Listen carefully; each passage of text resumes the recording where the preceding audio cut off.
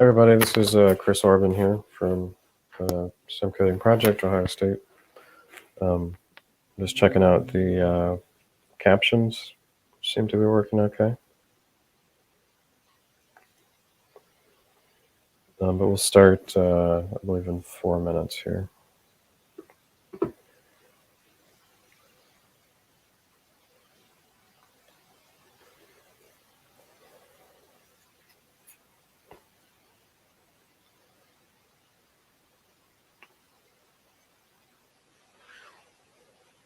Yep, feel free to introduce yourselves. This is the high school session.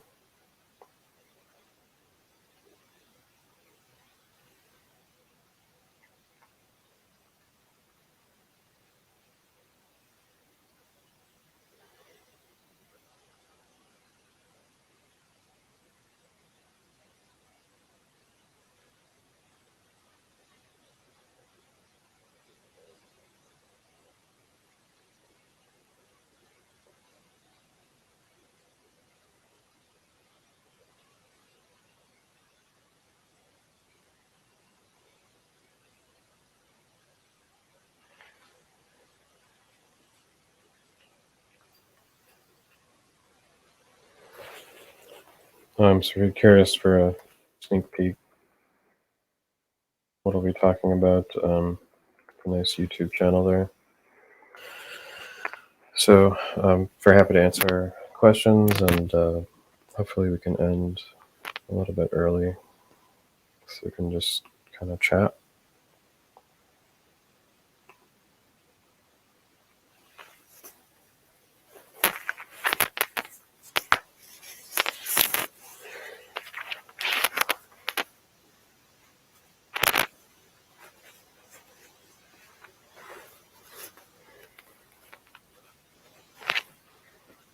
For those of you here, I'm curious if you've already sort of tried to connect your curricula to science, math, or other subjects. So you can feel free to put on the chat there.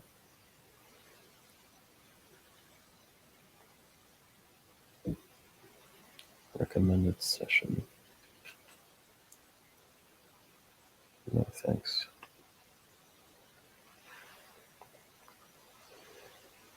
Great, a lot of Ohio people. That's good.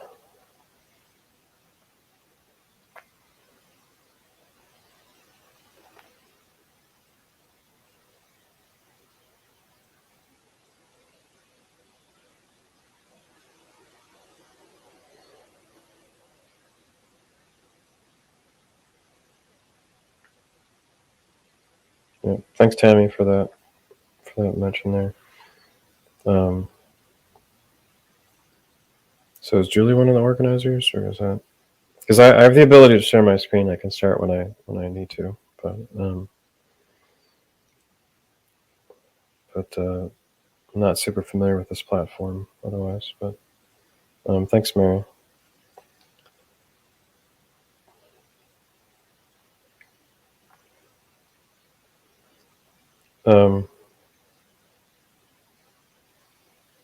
Well, I'm just curious. I mean, can we have a group chat at a certain point, or is it only just okay?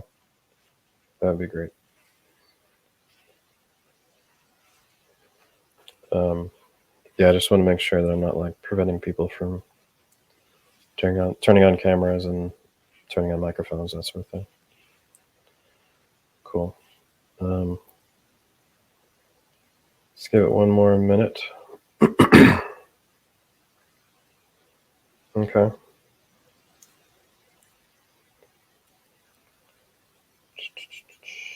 Happens at the end. Okay.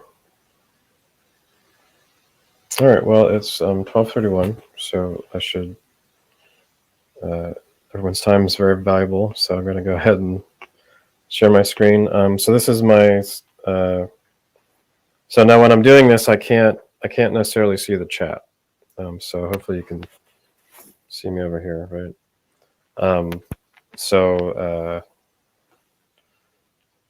Okay. Thanks, Rebecca. So Rebecca, because you're an organizer, you might, yes, Infinite Orbans, there we go. Yeah, if one of the organizers wants to be able to unmute themselves and like tell me that there's a good question in the chat, you can feel free to do that. All right, so I'm going to go ahead and start. I don't think I need to do anything to record, but all right. Okay, so okay.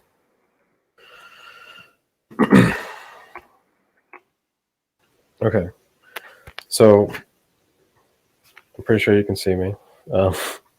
So I'm very excited to talk about teaching computer science in connection to other subjects. I mean, or vice versa. So I mean, I normally work with science and math teachers to try to get them to integrate more computer science and data science, but it could easily go in the other direction. And so I'll talk more about what this activity, this is like our climate change activity. So a lot of people think that I'm a computer science professor, and I'm not. So I am a physics professor at Ohio State. My background is in computational physics, plasma physics. I've done some education research. And in my life, I literally have only taken one computer science class. So like, there is not a gear in this machine that knows how to do computer science for the sake of computer science. Like, I simply I am unable to do if statements for the sake of if statements, for loops for the sake of for loops. It's just, I don't know how to do that. I don't know why anyone would, but I get it. There's standards, and that's what you do. But anyway, so this is my perspective. I'm coming from the perspective of, in my career, I have used computers to solve science and math problems, and that's the thing that I'm pretty good at. So in 2017, a professor friend and I, we started the STEM coding project, and so we launched a YouTube channel, and we started creating Our Code activities. At the time, Our Code did not have nearly as many activities as it did now. It had nearly nothing for science, and so we set out to change that. Initially on physics, because we were physics professors, but over time we've expanded into astronomy and other disciplines as well, which I'll talk about that. And then most recently, like in the last 2 years, I am now connected to a statewide Ohio Department of Education led effort to create a math course called Discrete Math that is a mix of high school math and then also computer science, sort of mushing them together. The breakdown is almost like 60% pen and paper, hands-on math, 40% computer science, but all the computer science activities strongly relate to solving math problems. And so I'm designing a lot of those activities. As a disclaimer, I don't speak for the Ohio Department of Education. I can only share public details about all that. But it's really great to work on something with the Ohio Department of Education. I think in the next 2 or 3 years, you're going to hear more about this discrete math course, which I'm very proud to be a part of. Now, unfortunately, I don't, I'm not necessarily the best person to do social studies and CS. I'm not the best person. There's people out there who do use computer programs to make haikus and poems and that sort of thing. That's not my strength. If you're interested, for people who might know about that, is like SaverCon, who's part of the Processing Foundation. He teaches computer science in New York using P5.js, things like that. So there are, I think New York City Schools has a lot of good computer science stuff. They're integrating into disciplines, and that's a place you can look. The thing about New York City Schools is that they're not always the best about sharing the interesting stuff they're doing outside, because they're too busy trying to serve the world's largest school district. And so you kind of have to go digging to see, like, to talk to teachers and to see what they're up to, because they're overwhelmed with those sorts of things. Anyway, so these are the Our Code activities that we've released, and I'm going to talk about them in future slides. I don't know why we didn't want to release one in 2020. I can't remember what happened there. That's a joke, but anyway. So this was one of the activities we released. And asteroids and lunar lander have really great physics in them, and also have really good math in them. So it's good for teaching trigonometry, things like that. I don't know that you necessarily want to start with that. There's some good algebra here for the lunar lander game. And these are based on classic games, classic arcade games there. We're also the first group to put an activity on our code where you calculate the digits of pi, and so that's what this is about. I can talk a little bit more about that later.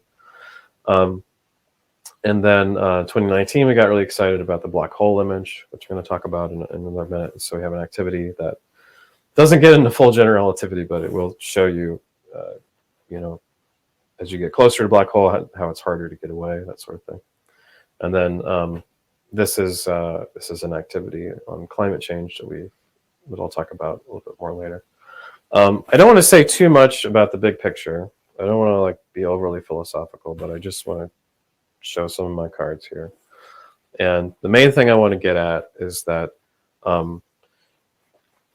this picture from 2019, this picture, sorry I'm out of focus here, my webcam sometimes does this.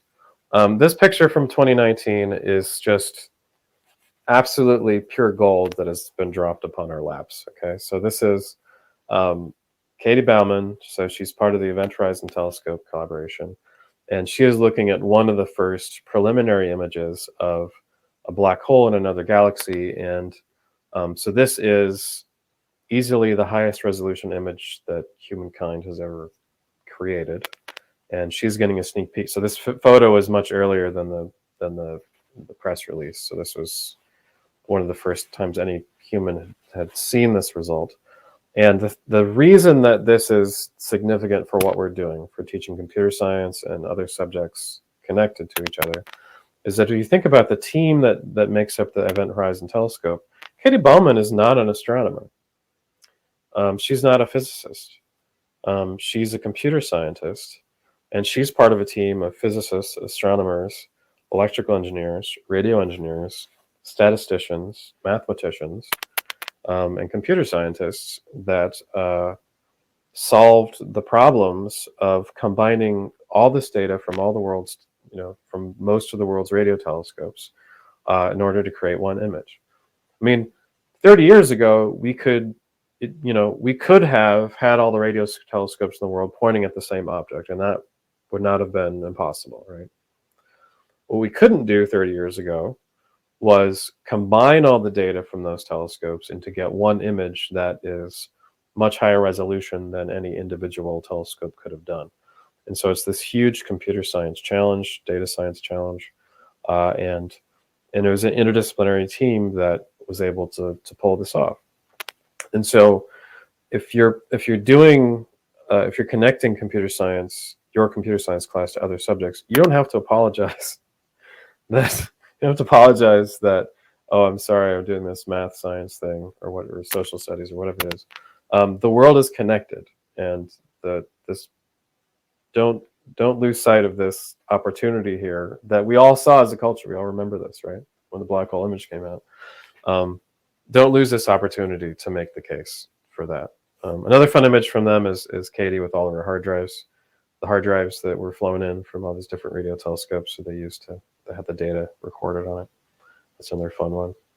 So so that photo to me kind of encapsulates a lot of the spirit of how I think about all this. Historically,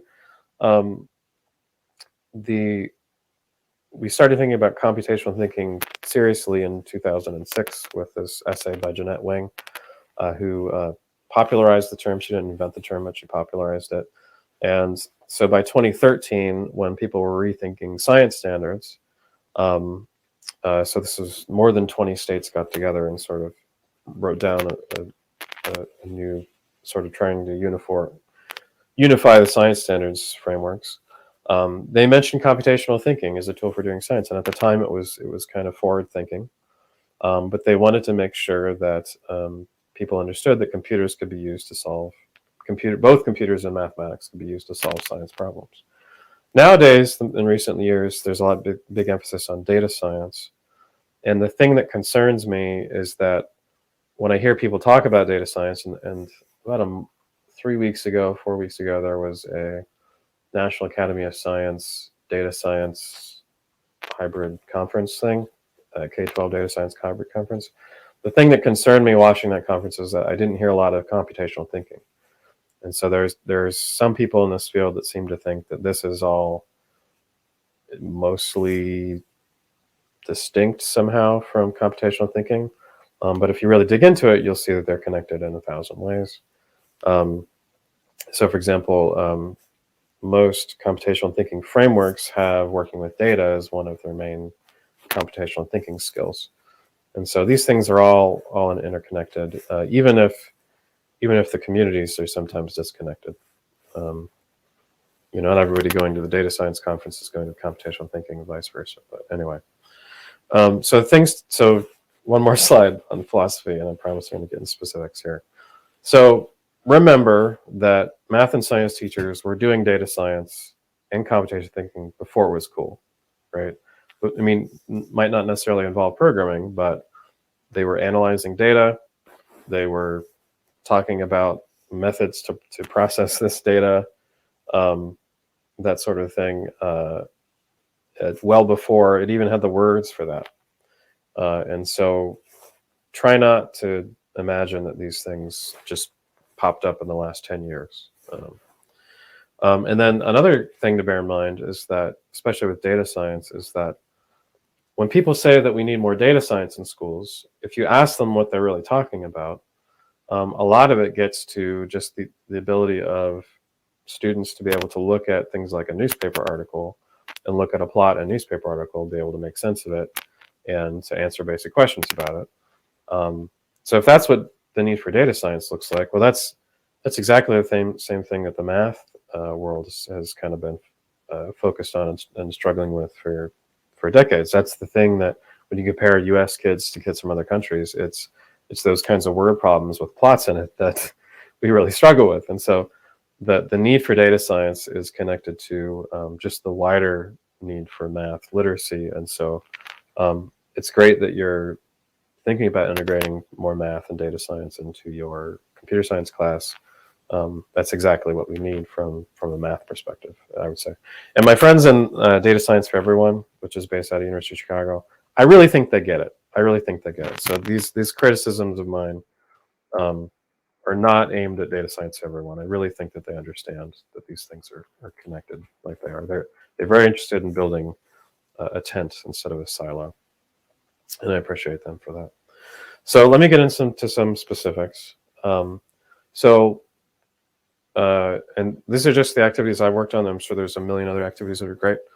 If you're going to connect your computer science class with earth science or astronomy, there's a fun activity on the YouTube channel where we talk about John Glenn, which is a great Ohioan, great Midwesterner, right? Who is trying to orbit the Earth and come back down, right? And so we don't go through that full calculation, at least not in this activity.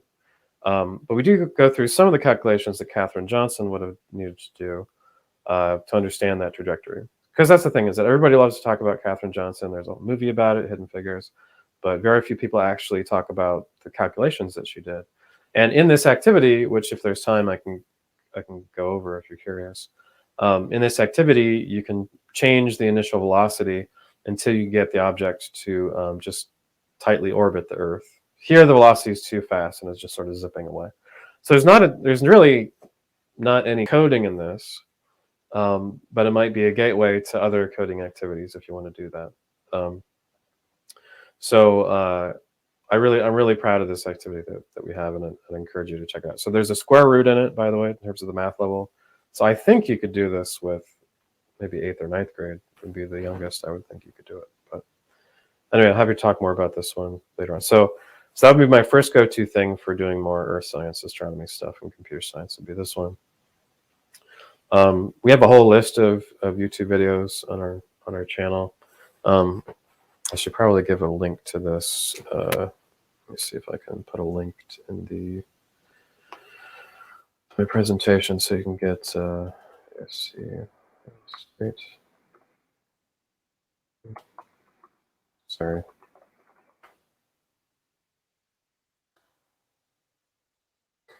All right, so I'm going to put this link in the chat, and that'll give me a chance to check the chat, see if anybody has any questions for me. There we go. Okay. What's this Google Doc about here?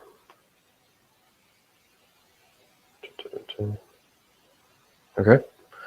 Yeah, let me know if you folks have any questions I can try to answer. Seeing none, I shall forge on here. But by the way, I hope you can detect that I'm a big fan of P5.js, which is this JavaScript framework from the folks at the Processing Foundation. There's a lot of things I love about it. The code editor is great. I think the main thing I like about it is that I forgot to turn this off. The main thing I like about it is that it's developed by sort of digital savvy arts educators, and so they really sweat the small stuff and trying to make sure everything's as sharp as it can be. So, for example, whatever monitor you're on, and I have a very high resolution monitor, it takes advantage of every pixel that's on there, just automatic. You don't have to do anything, and it tends to be pretty fast. It tends to be able to run, probably depending on the machine, close to 50 frames per second, 60 frames per second on the faster machines. And so I really appreciate what they're doing. And I really appreciate the way that they've kind of tried to simplify JavaScript, but also make it really powerful. Because remember, they're digital arts educators. And some people use this thing for actual art galleries.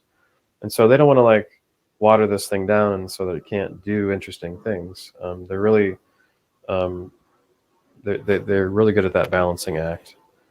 They're really good at that balancing act of making it useful, but also relatively straightforward. My friend Jimmy Newland is he's a computer science and astronomy teacher in Texas, in Houston, Texas.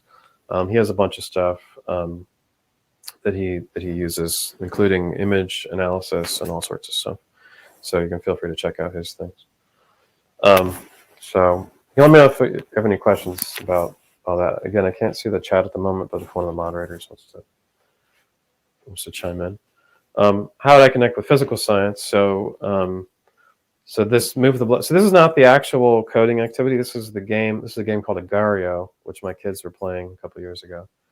Some kids have heard of this game still, but this is the game that we emulated. And the basic idea is we wanted something that was really, really simple to just highlight velocity and velocity and position and that sort of thing. And so we start off with move the blob. And then you can move on to accelerate the blob.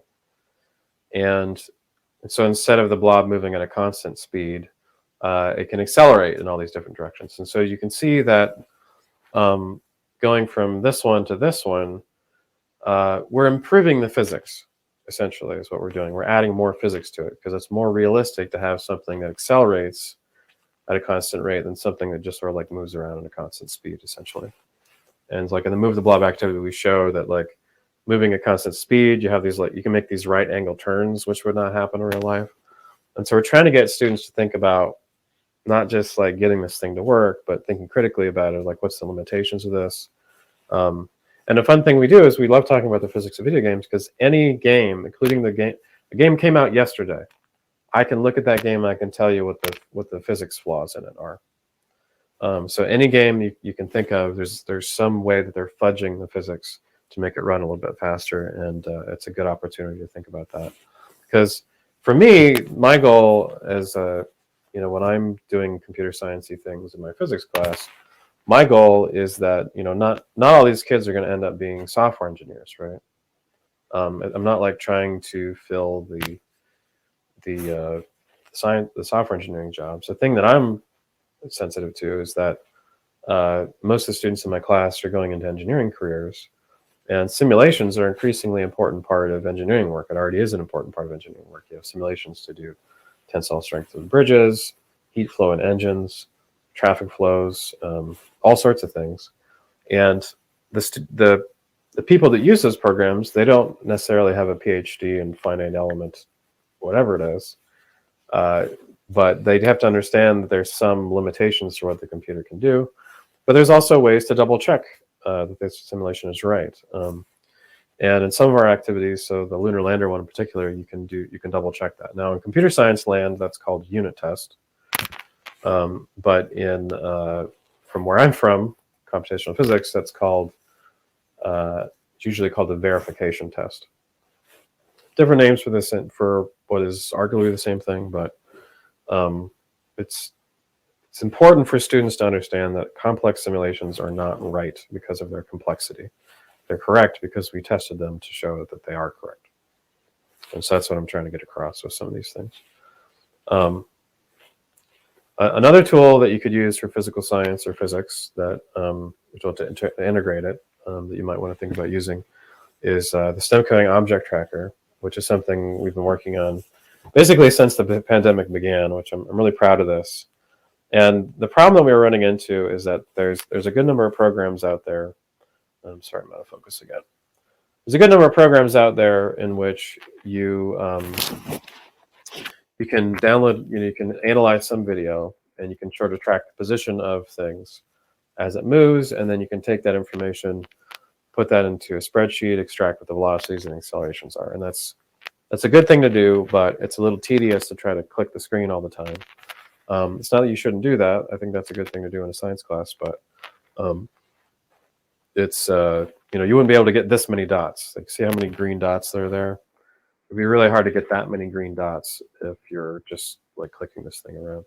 And so what we did is we developed a program that not only can track the positions of objects, but it can actually track objects that are structured and rotating and moving, because instead of the other object tracker programs that exist out there, you give it an image of the object. You say, okay, this is what my ping pong ball looks like. And then it tries to find that ping pong ball in the program. Our program is different. Our program is basically saying, find the blue pixels is what our program does. And it finds the blue pixels, and then it finds the center of those pixels, and it tracks that motion. And it turns out this gives you really good results for kinematics. Now, as a computer science teacher, you probably don't care too much about kinematics, but this program will give you XY positions. You can stick that into a spreadsheet, and then do the change in position over the change in time, so which is a good spreadsheet skill, right? Do the whole fill down thing, and then you can get this nice linear plot as expected. So if something is really undergoing constant acceleration, then it's going to have this nice linear plot there, and it just seems to work great. So this is something we've been working on lately. I posted a paper about this over the summer, which will probably be published soon. But it's free to use. And do I have the link? I think I have the link at the end. So it's go.osu.edu/object tracker. I have that link in my last slide. I'll make sure to show that. Sorry, I forgot to put it here. So we think this is going to be a really fun thing for people to use. Now, for my money, I think spreadsheet skills, especially non-trivial spreadsheet skills, are an example of computational thinking. I think it's an example of data science standards. So specifically, my favorite computational thinking framework is Weintraub 2016. And there's 4 different pillars of computational thinking. There's data, there's modeling, there's programming / debugging, and then there's sort of like a more abstract level. And if you read his paper, when I read it, I get the picture that the data part of the data pillar, one of the 4 pillars of computational thinking, is as important, if not more important, than the other 3. So if you have students that are just learning how to do some non-trivial stuff with the spreadsheet, that's okay with me. I think that, and a lot of computer science standards, including Ohio, mentions working with data. So I don't see why that would be out of scope just because it's not like Python. Although people do use this for Python. Like I have a friend of mine in North Carolina. He teaches there. He uses the program. He gets the XY positions. He puts that into Python and does a linear fit. So you can use this however you want. You don't have to do a spreadsheet. So full list of activities for, maybe you're getting tired of physics right now, but here's a lot of the physics activities that are there. I put the PDF in the chat if you want to get that. So how would you connect with all these other subjects? How would you do it? Here's what I would recommend. So our Earth Day coding activity, there's a little bit of math in it. So because we're using a cosine function here, and we're using it to model the temperature throughout the year. And, we're doing it for North America or some, I was thinking about Columbus when I was doing this thing. But the nice part about this activity is that you can adapt it for your location. And the point of it is that in the Midwest, we've been relatively fortunate that climate change it's made it a bit warmer here, but we haven't suffered from the forest fires. We don't have to worry about hurricanes. Explaining climate change in the Midwest is a little bit harder than it is in other parts of the United States. But in other ways, it's pretty obvious. I mean, as an aside, in other ways, it's pretty obvious. So, for example, there used to be a lot more ice skating on ponds 30 years ago. That hardly happens anymore. In the Midwest, it's not unheard of, but like in Columbus, there used to be 4 or 5 ponds that you could ice skate on, and there's people that would ice skate on the rivers, and that was 30 years ago, and that just doesn't happen anymore. There's like 1 pond, maybe 2 that you can ice skate on for like a few weeks, and that's about it. Anyway, the point of this is that the thing that we care about in the Midwest is it below freezing or not, right? Because if it's below freezing, that affects how much ice can develop, right? Because that affects how much you have to have many days of sub 32 weather for a pond to totally freeze over, right? And so what you can do is you can have some cosine function to approximate the average temperature at your position through the year. And then you sort of have this threshold and say, okay, how many days were below 32 Fahrenheit, and you count those days. And then you can add a shift to this to say, okay, well, there's some sort of global warming happening. And you can add a shift to that and then count how many fewer days do you get. So with global warming, there's only 48 days in the snapshot that are below 32, whereas before, decades ago, it would have been 59 days. And so you can use this program to sort of estimate that. You can kind of see the number of days sort of growing. Initially, it's just a cosine function, but later you can add a random function on top of it to make it a little bit more realistic. And then you can adjust those parameters, try to get it to match your location. But the nice thing is you can adapt it for your location there.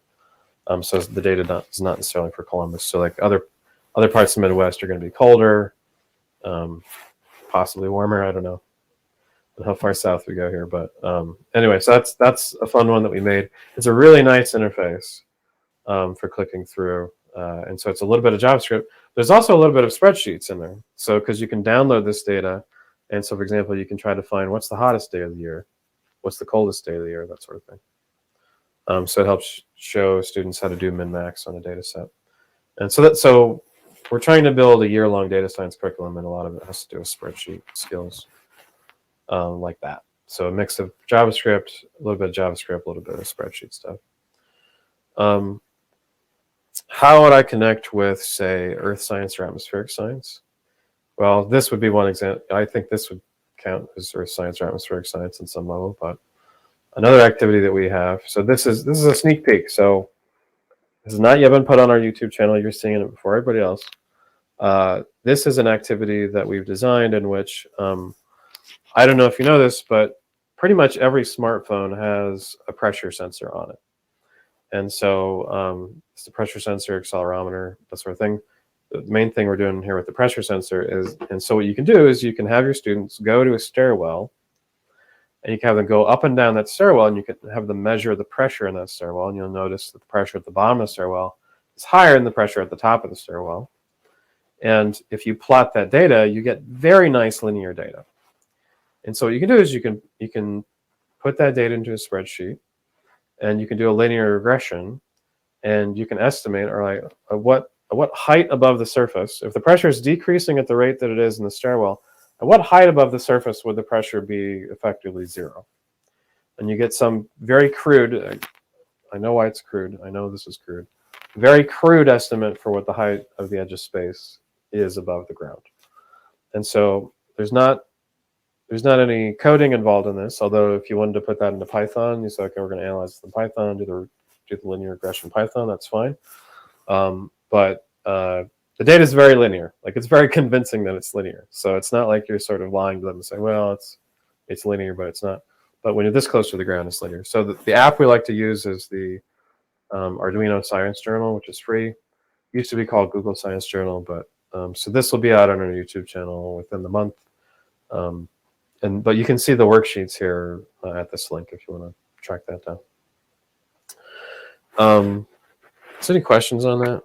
Let me just pause for a second, see if there's any questions there. No one should ever get tired of physics. Okay, that's great. Tracking colors, that's cool. Nice.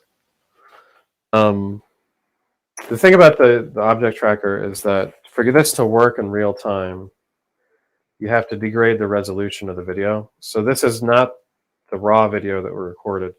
There's a tool that we developed that will take an MP4 or an MOV file and decrease the resolution. So for this sort of a thing, you don't need the thing you do need for this is you need the high frame rate. So if you can do this at 60 frames per second, 120 frames per second, 240 frames per second, that's perfect. That's great. That's exactly what you need.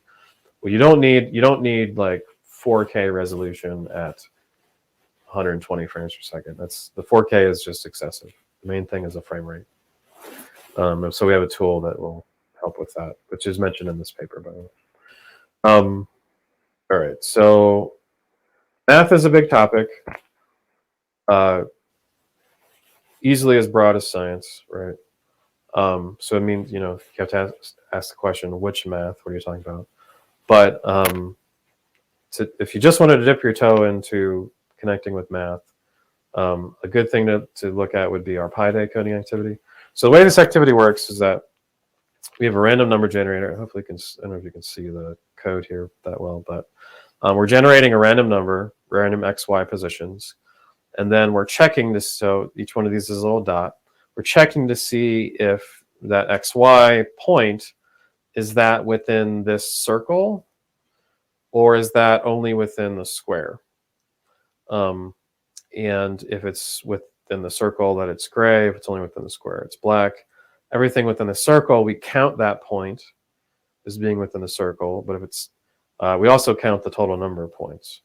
And the ratio, the number of points in the circle to the number of points that's in the square, is supposed to be pi over 4, so like roughly 75%. But if you take that ratio, you multiply by 4, that gives you an estimate of pi. So in the computer science lingo, this is referred to as a Monte Carlo estimate of pi. But the nice part about it is that it's just a little bit of Pythagorean theorem here that we're using in a random number generator. So the thing I love about it is that it's a little bit of computer science, right? We're using a random function, a little bit of math, and then that allows us to calculate the digits of pi. I can't say it's a great way to calculate. It's like, this is not going to give you pi to 1,000 digits, but it does basically work, and you can kind of look at it. Kids can change the colors and to whatever colors they want, because it doesn't really matter what colors you're using.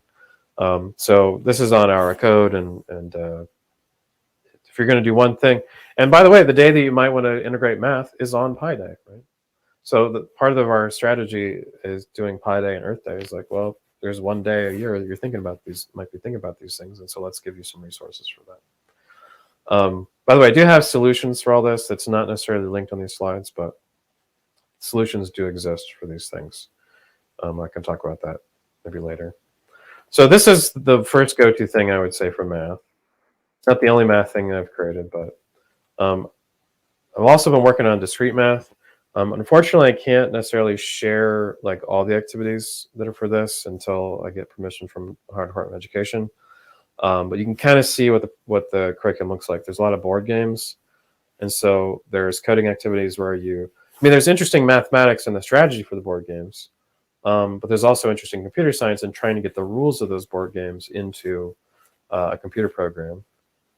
There's an activity that I literally begged them to let me share today, demonstrating how longer passwords are hard to crack.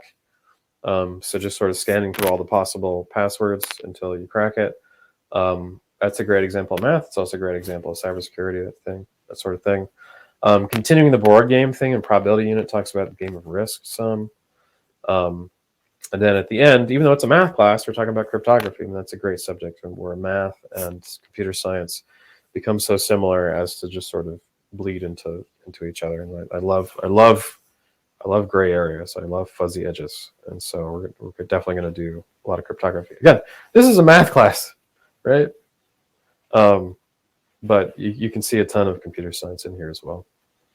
So these are the activities that I am allowed. Well, this is the only activity from discrete math that I'm allowed to share. which is here. These other activities are activities that were kind of proposed. Like I designed these for discrete math. We ended up not using them. So these ones are good for like linear, where two lines intersect. There's a little bit of trigonometry here, sort of like there's a drone, you got to shoot it down, so you need to put in the tangent function to aim in the right spot. Anyway, there's a bunch of fun stuff here. This is the list of the math coding activities, so you can feel free to check that out. So that's kind of the whirlwind tour of the things we made. I mean, there's even more activities I haven't had a chance to talk about, but here's the object tracker link, by the way. And then we have a nice learning management system you can email me about if you're curious about that, or follow me on Twitter, that sort of thing. So I would like to kind of just spend the rest of the time doing questions, things like that. So I'm going to stop the sharing here, and I'm going to look at the chat. Yeah, we're still designing the cryptography curriculum. Let's see if I can turn on. Okay, so that was working. I'm going to turn that off. All right, so I can see the chat now. Maybe I can put the link to my slides again in the chat. People came late. So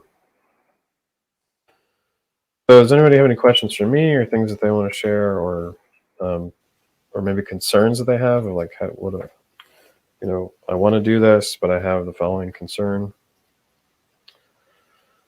What difficulties do you encounter when it comes to combining ideas between computer science? Will parents get worried? You mean like will parents get worried that it's not enough computer science, or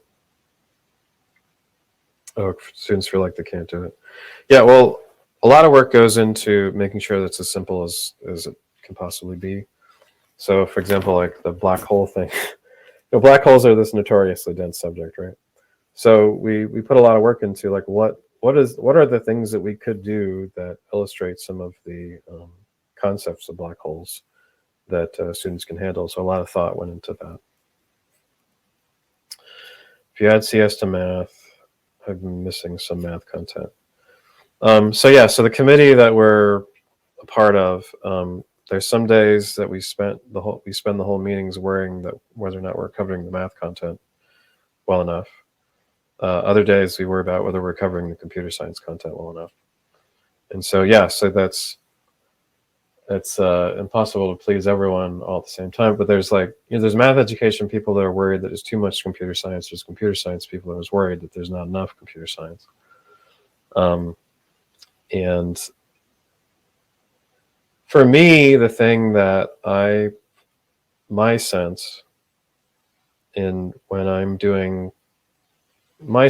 that when you're doing so I do a lot of computer science in my physics class. I'm starting to do more spreadsheet stuff in the physics class. I think the students seem to like it. I feel like the students tend to feel like, again, when I'm doing computer science in a science class, the students tend to feel like, okay, this is finally like a real world skill that I can sink my teeth into. So Rebecca's saying it's easier for me to add math to a CS class than CS to a math class. Yeah, it's not always easy. The thing that I do in my activities is that I always hide things. I think that's an important that's an important thing. So if you look at a typical STEM coding activity, and I don't know, maybe I can share my screen again. So if you look at a typical STEM coding activity, let's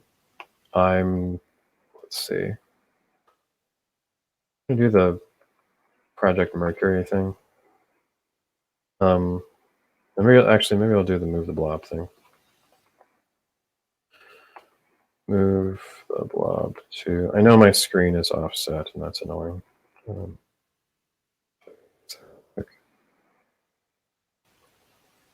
I think that's better. Okay, so for example, with this code, it's 37 lines of code, and I've got these milestones here. I've got a screen here. I've got a circle here. I'm hiding a ton of stuff in this display function. So this is part of the secret to my success, is that I want to make sure that the students are thinking about, you know, the distance equals velocity times time, right? I want to make sure they're thinking about, okay, these arrow keys are controlling thing. What I don't want students to think about is like, okay, the edge of this thing is black and the size of it is 50 units, and and the inner color is clear, and that sort of thing. And so in this display function, which by the way I'm defining in here, there's 10 times as many lines of code in this functions.js file that I'm showing here. I feel like this is kind of as it should be. I mean, students can go in and mess with that functions.js file if they want to, but this is an important way that I try to make sure I can highlight the thing, either the science concept or the computer science concept that I want, and I'm not like trying to teach them a million things all at the same time. Because it's I don't see any way around. I don't see how you would do it without doing that.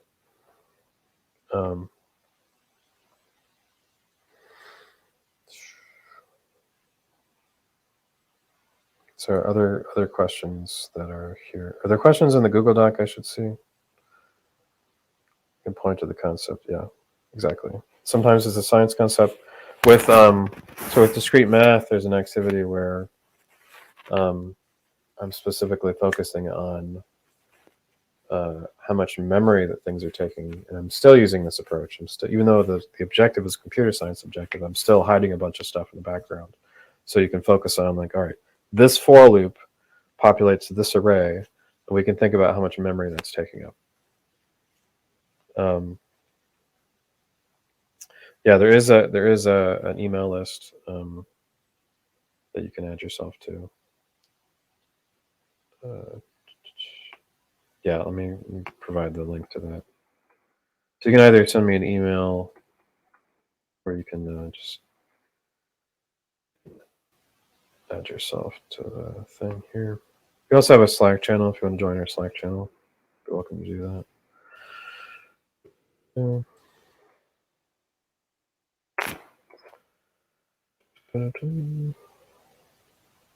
Difficulties combining by DS. So I want to go back to this question about what's the difficulties in kind of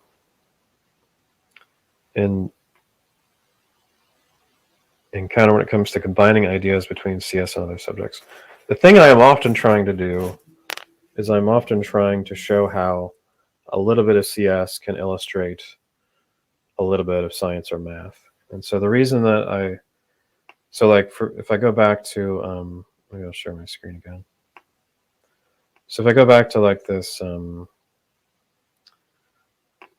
so like here, the thing I'm illustrating is like constant motion. So a little bit of computer science helps me illustrate the motion and the constant direction. By the way, the idea here is just supposed to get this thing to move in 2D. So right now you can only move to the right, you can't move to the left. You got to modify the code to do that.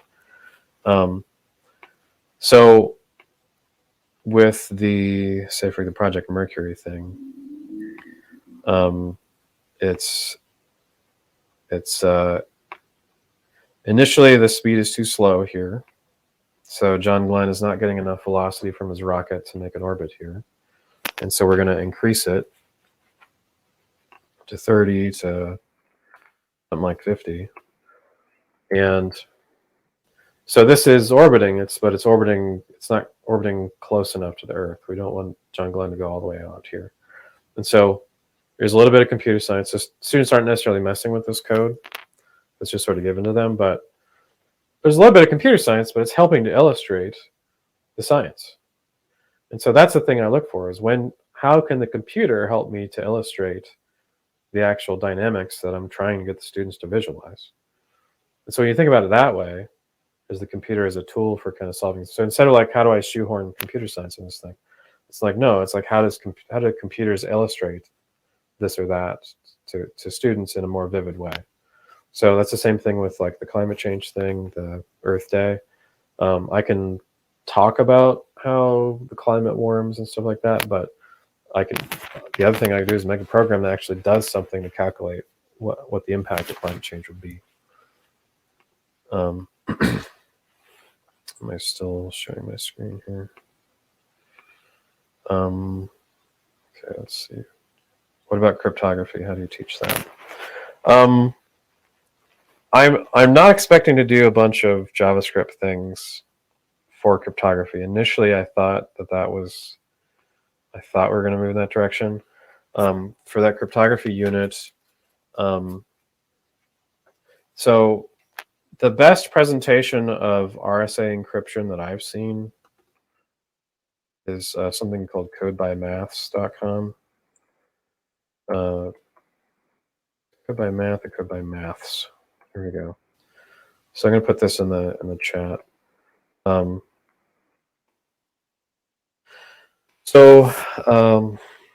If you look, there's a free PDF on codebymath.com in which they have a encryption discussion, and that's the best discussion of encryption that I've seen. I also have there's another PowerPoint that someone from the math department of OSU made. So when I explain RSA encryption, like I like explaining it in terms of like I have a number in my head. I'm going to do this operation on the number. I'm going to do this operation on the number, and then you'll find that you get that same number back again. Is kind of the way I think the best way to explain it. Now, exactly how that works is not something I think is necessarily going to be appropriate. The math level of that is too high, but we do like longer passwords are more secure, and the combinatorics of that. So, for example, like if you have a password that's 0 to 9 digits and it's 5 digits long, then it's 5 times, what is that? It's so that's 10 to the 5th power is the number of possible passwords. So that's good math there, right? Another thing we're going to do with cryptography is that, and the idea for this was from San Diego State. So I don't know if I talked about San Diego State. Did I talk about them or not? But a lot of the discrete math course from Ohio State, the discrete math course that State of Ohio is looking at is borrowed from San Diego State. Now, they don't actually have any computer science in it. See if I can find this. I had this written down earlier. DMPC. There we go. So there's a lot of good math stuff in this discrete. So this is the only, I think this is the only high school focused discrete math curriculum in the country. It tends to be somewhat advanced because I think they designed it for juniors and seniors. But there's stuff in there that you could borrow. The thing is, you have to email them to get access to the Google Drive. But they're nice about it. So it's just that they don't want to share everything for free online necessarily. I mean, it's free, but you just have to email them. So one of the things they came up with that we're going to adapt for discrete math, I think, is we're thinking about doing using Excel, but actually Google Sheets. We're thinking about using Google Sheets to do Caesar cipher, basically. So instead of doing Caesar cipher in like JavaScript, I'm using that as an opportunity to teach spreadsheet skills is what we're thinking about doing.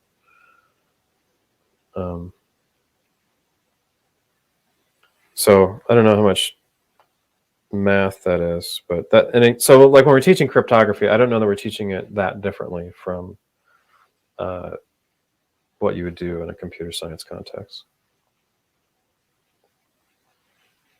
But yeah, check out San Diego.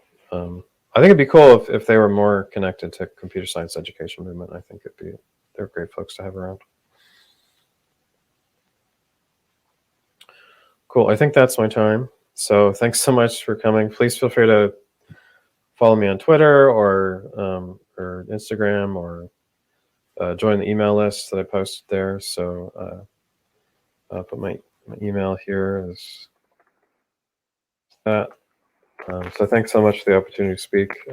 Stay warm out there. It's getting colder in the Midwest. So thanks.